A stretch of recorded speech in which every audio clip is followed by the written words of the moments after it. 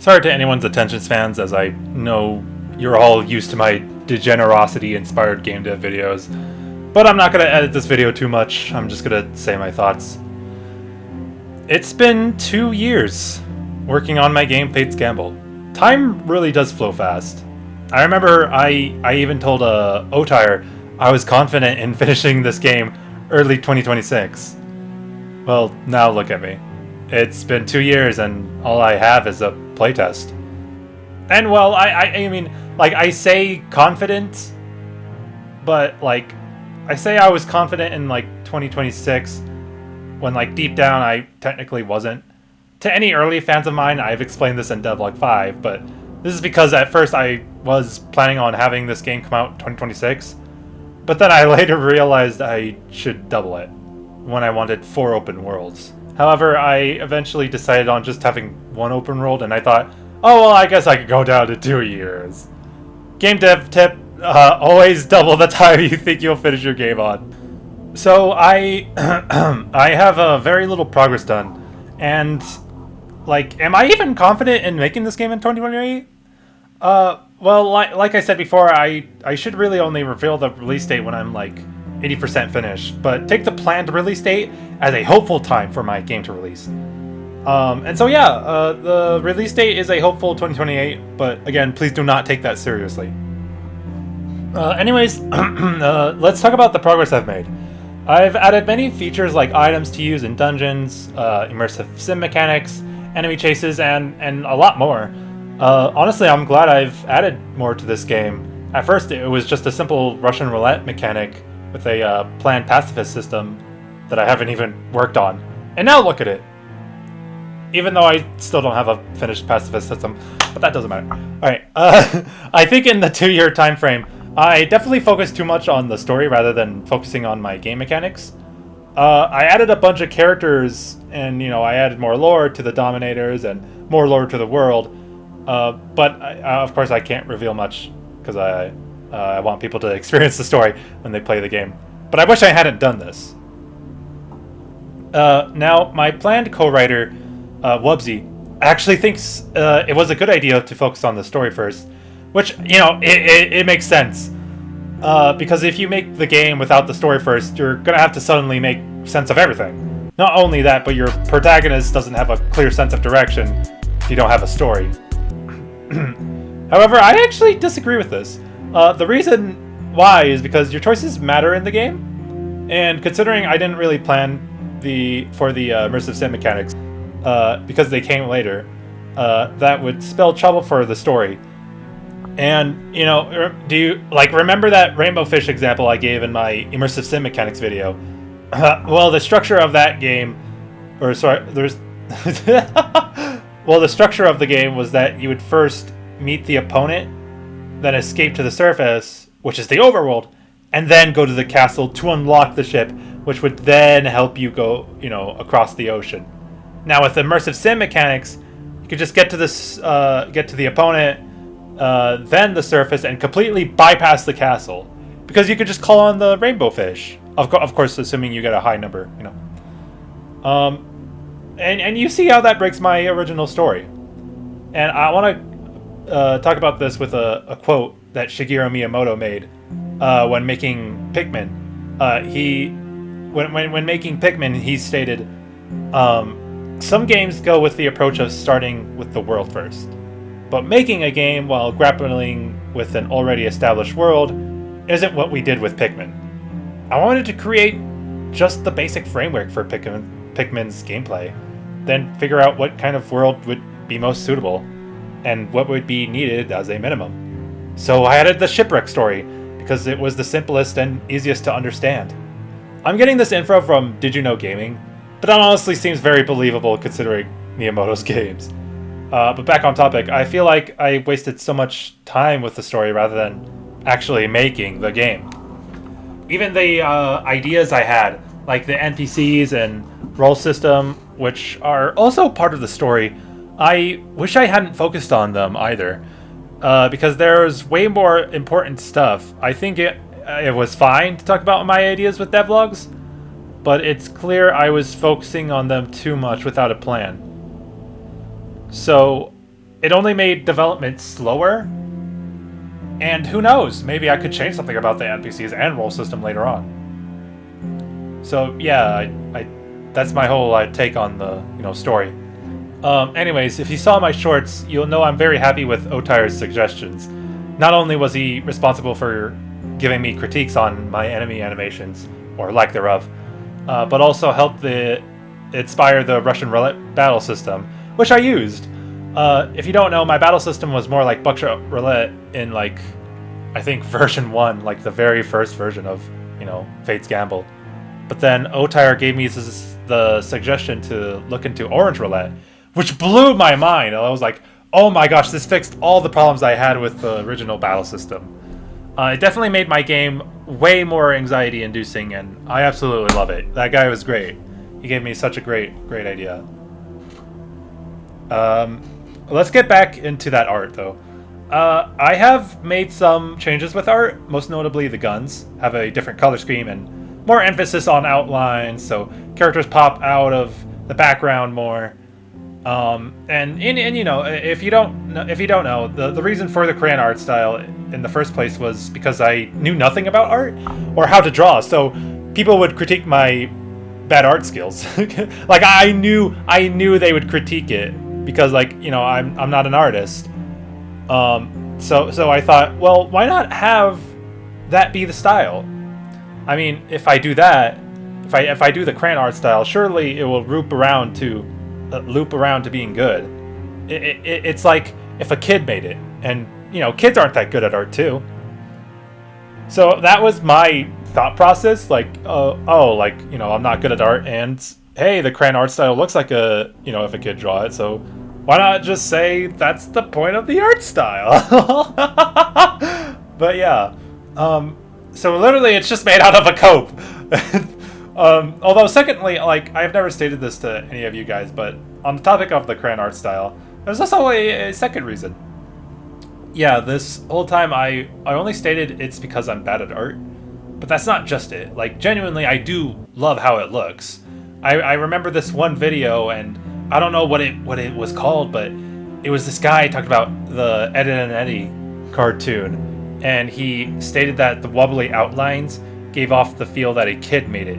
So not only was it because I'm bad at art, but because that one part in the video always stuck out to me and gave me love for wobbly outlines. So, after 2 years, how's the game coming along? Well, it's a slow development, but I feel more confident as time goes on, especially due to my playtesters. I'm so happy for all my playtesters. I think my playtesters are the most fun and informative part of my work because their feedback really helps me. And it helps me understand players more. Well, not only players more, but also how I should make my game fun and understandable. That in turn makes me more confident. And speaking of confidence, I have a plan set for Fate's Gamble. Now, this is gonna sound stupid, and maybe it is, but I'm going to make Fate's Gamble spin-offs, even though the full game isn't out yet. So hear me out. Hear me out. Please.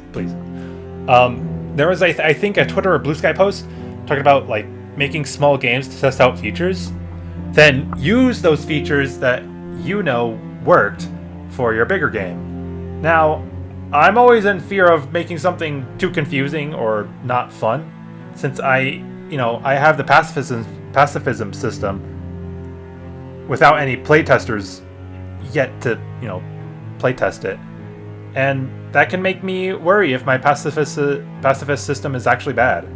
I would always worry about everything, thinking, oh god, I hope people like it when the full game comes out.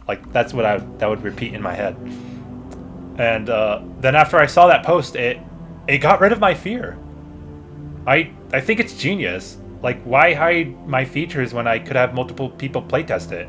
Then I will see if the pacifist system is good or not. So I'm gonna make a spin-off for the pacifist system, guys.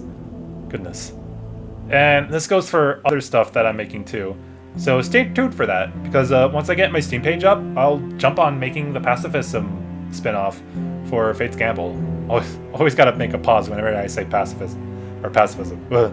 It's like there's a demon possessing me whenever like just to make me mess up my fucking words.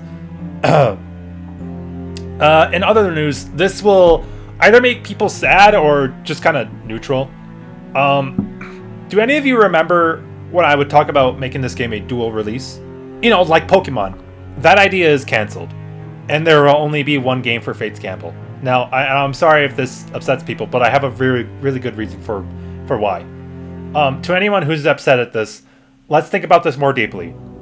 I understand that some people were really interested in this, because you don't see this often with games other than Pokemon, especially indie games.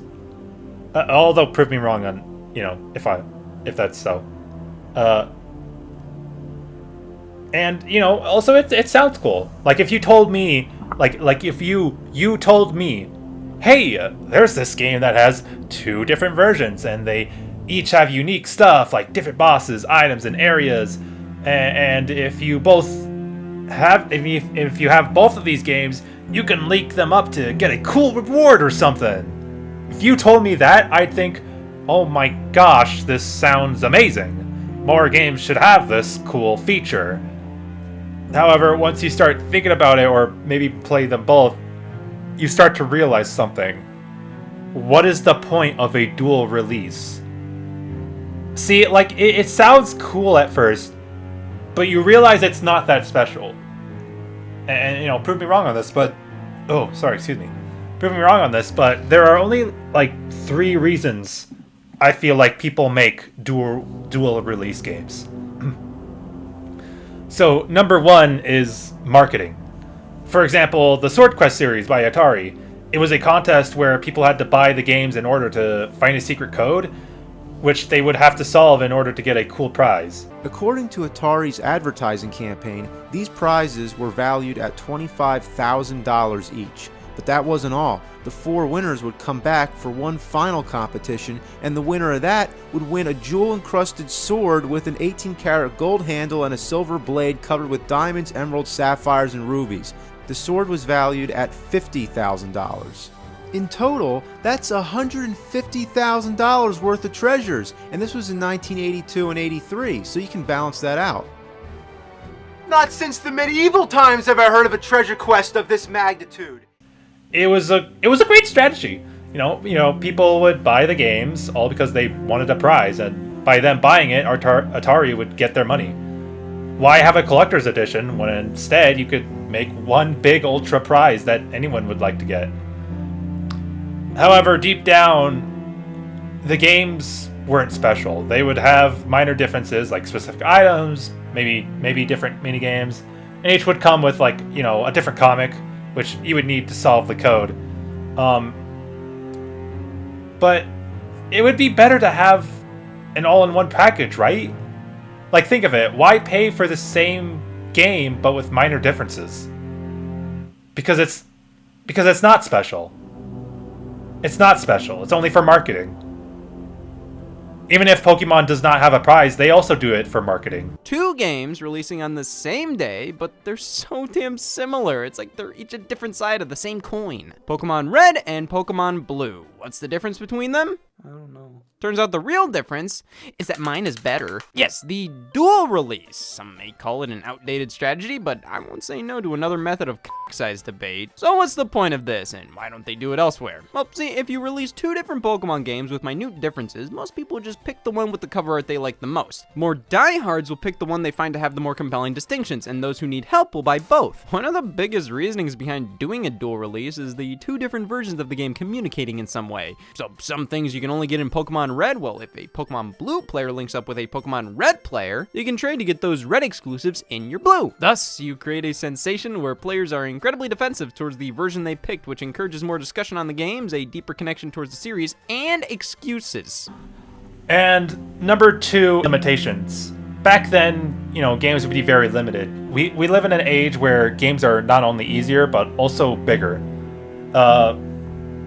However, making a big revolutionary game was a lot harder back then due to limitations, so they would use a dual release in order to make the game they envisioned. I think, for example, one of the Legend of Zelda games did this because of limitations. You know, they actually wanted to make a big game, but decided to use the dual release thing because, you know, Pokemon was doing it too, and hey, we could make a bigger game out of this. So they use a dual release in order to make the game they envisioned. And this was, for example, my game. My game was dual release because of limitations. Now, yes, I did say we're living in an age where people can make games that are a lot bigger, but you have to consider Devlog 5 and Devlog 6. I used not only VXAs, but also MV due to limitations, not because it was a good idea. Now I realize that I definitely was going overboard when talking about the RPG Maker MV limits. I realized its map size limits and event limits weren't really an issue because I could easily work around them. You know. Plus, I could just use a plugin to fix the map size limit. And once I realized I could easily work around them, it made it even more apparent I wouldn't need a dual release. Again, even if I did have a dual release, why not do what Resident Evil 2 did? That game came with 2 discs inside. 2 discs inside. You didn't need to buy each separately. And number 3 is ports. I know that sounds a little bit weird. I'll get into it. This sort of goes back to both limitations and marketing, but ports are also a reason people do dual releases. Since portable consoles are often weaker than home consoles, it would make sense to redo the same game to fit the portables, much like Sonic Boom or secondly Nier. This is debatably more of a marketable reason, but Nier would have one version on PS3 and the other on Xbox 360, in Japan. Or was it Xbox One and PS4? I can't tell. I'll have to recheck on that. However, the main reason I'm putting ports for the third reason is because we need to talk about Soul Calibur 2. Now, if I consider Soul Calibur 2 a dual release, then I'm really stretching the definition of dual release. So it depends on what you guys think, but in short, Soul Calibur 2 would have Link on GameCube. Hopefully I get this right. Hihachi Mishima on PS2, and Spawn would be on Xbox. It's clear this is not a limitation issue, or who knows? Maybe they couldn't fit that many characters. And it's clear that this is not a marketing issue. I mean, they kind of are marketable, but maybe. But to me, it's clear that it's a licensing issue. They could only put Link on GameCube because Nintendo owns Link. And for the others, it's probably because they felt it would be unfair that GameCube would have the better version because Link can't be on the other consoles. So maybe that's why, but I think licensing is one of the issues for dual releases. These are all reasons as to why people have dual releases. But you can see there's no actual point for me to have a dual release. Unless I do what Resident Evil does, where I can let the player pick what they want, but I'm not sure how to go about that. Last reason for me to not have dual release is, well, I had one playtester find a bug on the VX Ace version that I can't fix. It seems to happen with the Chase player script, but I don't know how to do that with Ruby coding, so darn, I can't fix it. Like, it's just it's like whenever the enemy would chase you, the game would just crash. Like, I don't know how, and I think it was probably my fault. I think what caused this bug was when I duplicated my project in VX Ace. And so, I don't think it might be the plugin's fault, but instead RPG Maker VX Ace, having a bug within the engine. And, I'm so mad at myself because I duplicated it simply for the MV version so I can, copy one and transfer it over to MV and then go back to the original, but I guess that messed up everything. Possibly, I'm just kind of assuming, but because that was the only time it stopped working. So, anyways, so thank goodness I have the MV version. VX Ace, the VX Ace one has been deleted on the itch.io page, so people can only play the MV version. You know, also, to be honest, this would have saved more time for me anyways to make the game. And, well, all my choices have led me to making this video. I hope you can see why 2 years have passed and all I have is one dungeon, but that's okay. I hope my plan on focusing more on game mechanics and spin-offs will help speed up development and make my game better. Although that's not to say my co-writer Wubsy hasn't been helping me with, you know, suggestions for the story. They have given me a lot of suggestions to make the story better, and I'm very proud that they have such a great mindset when, you know, it comes to making stories. Even I have been thinking of ways to change the story in my free time, because I love facing around and daydreaming about the story. You know, of course I can't show you all any of it. Sorry, but yeah, I hope watching this was interesting. If you've watched till the end, I hope you consider supporting Fate's Gamble. If you want, please go into the description and click the link to play my playtest and give your feedback. All right, goodbye.